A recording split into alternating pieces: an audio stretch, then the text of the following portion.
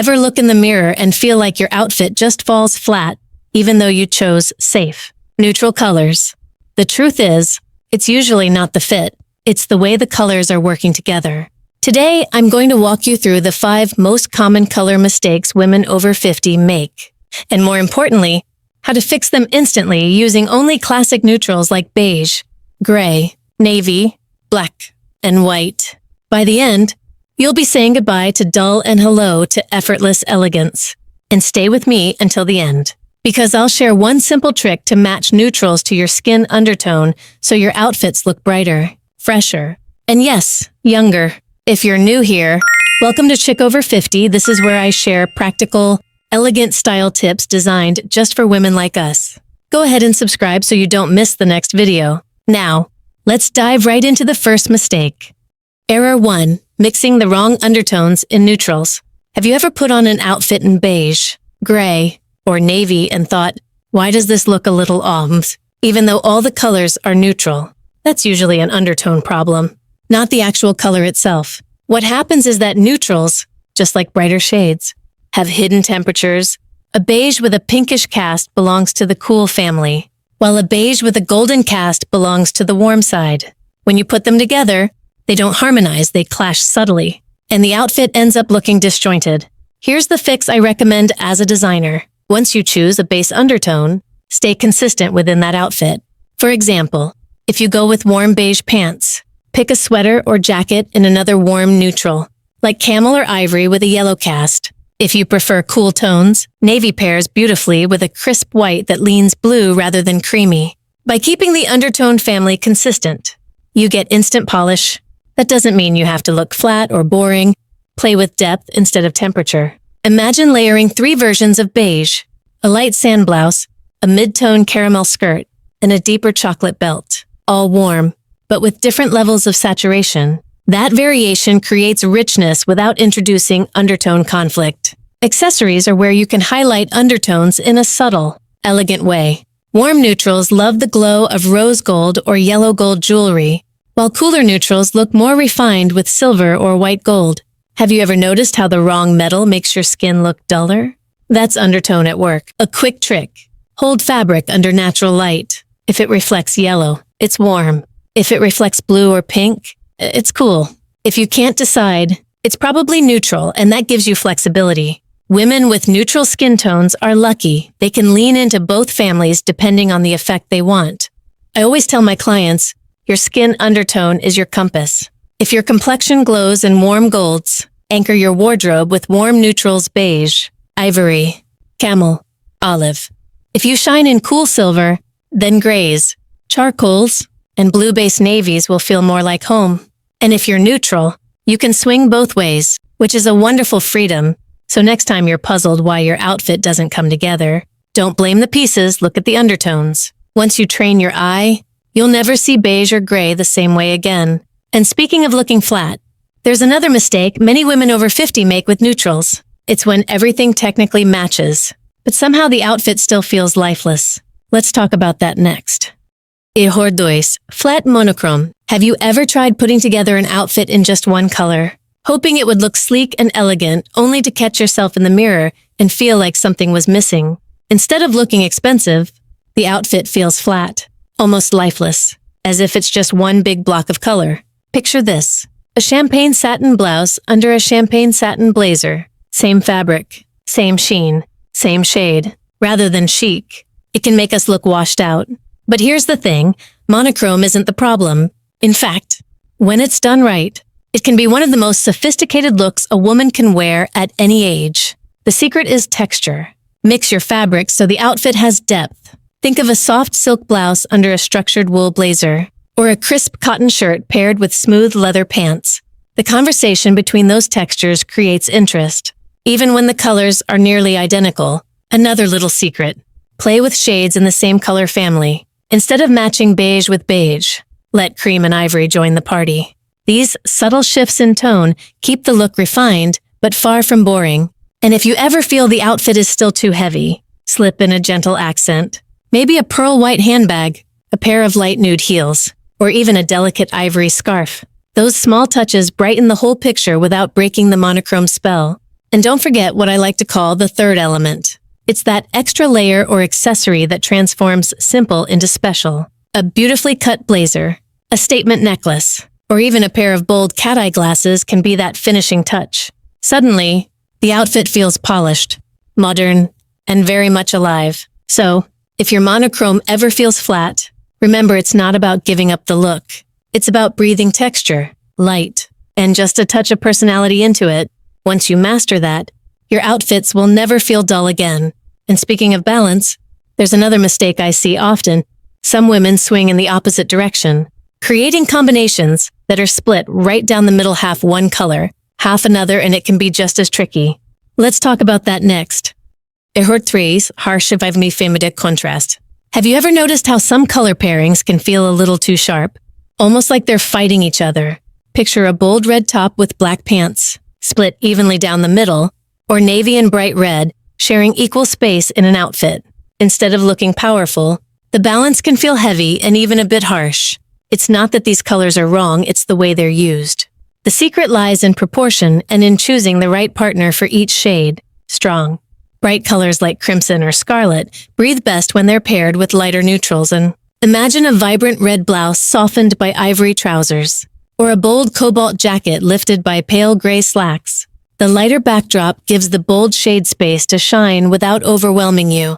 On the other hand, when you're working with deeper, moodier tones like burgundy, forest green, or midnight navy, they feel richer and more luxurious against darker neutrals. Think chocolate brown trousers, a charcoal cardigan, or even a deep navy skirt. These pairings create harmony because both shades share that same sense of depth. Where black and other high-contrast colors really work is in the details. A slim belt, a sleek handbag, a pair of chic sunglasses. In those smaller doses, black becomes an accent that sharpens the look rather than slicing it in half. And here's a little bridge that works wonders. Black and white prints, a polka dot scarf, a striped blouse, or a houndstooth jacket.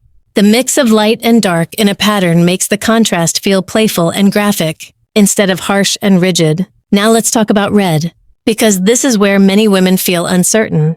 Red is stunning after 50, but it's all about finding the tone that flatters your undertone. If your skin leans warm, shades like coral, candy apple, or scarlet will glow on you. If you have cooler undertones, look toward rose, ruby, or a rich crimson. And if you're more neutral, Venetian or fire engine reds are your sweet spot. Burgundy and maroon can also be incredibly flattering. So the guiding principle here is simple. Avoid the 50-50 split when you're using high-contrast colors. Instead, let one color lead. Let neutrals create breathing room, and use prints or accents as the bridge. That's when strong colors stop shouting and start singing in harmony. And speaking of harmony, the next mistake happens when neutral tones themselves clash, not because of contrast, but because their temperatures and seasons are out of sync. We'll uncover that next. Error 4. Mixing neutrals with the wrong undertone or season. Sometimes it isn't bold colors that trip us up, it's the quiet neutrals. Gray, beige, ivory, black. They seem safe, but when they're mixed with the wrong undertone or worn in the wrong season, the whole outfit can suddenly look flat, heavy, or just dull. Take gray as an example. In the heat of summer, pairing a mid-tone gray with solid black can feel suffocating. The combination drags the eye down and absorbs all the light. Or imagine a cool-toned gray worn with a very warm mustard yellow, instead of looking chic. The clash of temperature makes both colors lose their elegance. The solution isn't to abandon gray, it's to lift it. A soft gray jacket over white linen trousers immediately feels lighter. Add just a small black accent, like a slim belt or a sleek pair of sandals. And suddenly, the outfit looks crisp instead of heavy. Texture is your best friend here too. Un mélange gray blazer, a raffiatote, or a light knit scarf add dimension that pure flat gray can't provide. And then, to finish, a pop of color that matches your undertone. If your skin leans cool, a touch of sapphire blue or teal against gray looks refined. If you're warm, try a muted coral or olive accent. The guiding principle is simple. Neutrals should play on the same team. When the temperature of one is cool, keep its partners cool as well. When the day is bright and hot, let your neutrals breathe. Choose lighter foundations like white, ivory, or pale beige, and fabrics that are airy rather than dense. Save the darker, heavier pairings for cooler months, when they feel grounding instead of stifling. When you start looking at neutrals not just as basic colors, but as shades with their own temperature and season, your whole wardrobe opens up. They stop being background players and start becoming the quiet, elegant canvas that makes everything else shine. And yet, even when the colors are right, many outfits still fall flat. That's because too many of us think only in terms of color and forget the importance of proportion and fabric. That's the next mistake we need to uncover. Error 5, focusing only on color, ignoring proportion and fabric. Here's a mistake that happens even when the colors are right. The outfit still doesn't look elevated. You may have chosen the perfect neutrals, but if the proportions are off or the fabrics look flat, the look feels unfinished instead of chic and polished. It can come across as plain, like something is missing. Proportion is the first fix. The easiest way to think about it is the rule of thirds. Outfits look best when the eye sees a natural 13-23 balance, rather than two halves fighting for attention. Picture a pair of high-waisted trousers taking up 2/3 of your frame, with a cropped jacket or tucked blouse for the top third. Immediately, the silhouette feels more flattering and more intentional. And because I know figuring this out can be tricky depending on your body type, I've put together a free personalized style portfolio. It's a quick guide that shows how to apply the rule of thirds to your own height and shape. You can download it with the link below the video. It's designed to make styling choices a lot easier. Now let's talk about fabric, because nothing whispers elegance more than texture. Imagine a soft silk blouse under a light wool blazer, or a cashmere knit layered with crisp cotton. The fabrics themselves do the heavy lifting. Even simple colors suddenly look expensive because the material has depth and movement. This is where a brand like Lily Silk truly shines. Their silk and cashmere pieces are the kind that elevate even the most basic neutrals you put them on and instantly feel more polished. And don't forget the third element, a flowing scarf. A lightweight jacket, or even a statement necklace can transform an otherwise simple top and pants combo into something refined. For example, take a pair of gold-toned silk trousers, worn alone. They might feel overpowering, but pair them with a soft light neutral blouse in the same undertone. Keep your dark accents small, like slim black sandals or a belt, and mix in texture with a raffia clutch or a knit wrap. And suddenly the whole outfit feels balanced and luxurious. The principle is clear. True elegance isn't just the right colors. It's the harmony of proportion, the richness of fabric, and the thoughtful use of accents. When those three come together, even the simplest outfit has that quiet, confident glow. So there you have it, 5 of the most common color mistakes and how to turn them into your secret weapons for elegance. Once you start paying attention to undertones, textures, and proportions, your neutrals stop looking dull and start looking polished, modern, and full of life. Now I'd love to hear from you. Was there one mistake today that felt the most familiar? Or maybe a fix you can't wait to try this week? Share it with me in the comments, because your ideas inspire other women here too. If you found these tips helpful, give this video a quick thumbs up. That really helps more women over 50 discover this channel. And of course, make sure you're subscribed to Chic Over 50 so you don't miss next week's video, where we'll build a capsule wardrobe using just a handful of key pieces. Until then, remember, true elegance has no age. It's about confidence, grace, and the joy of expressing yourself. You're beautiful and you deserve to shine.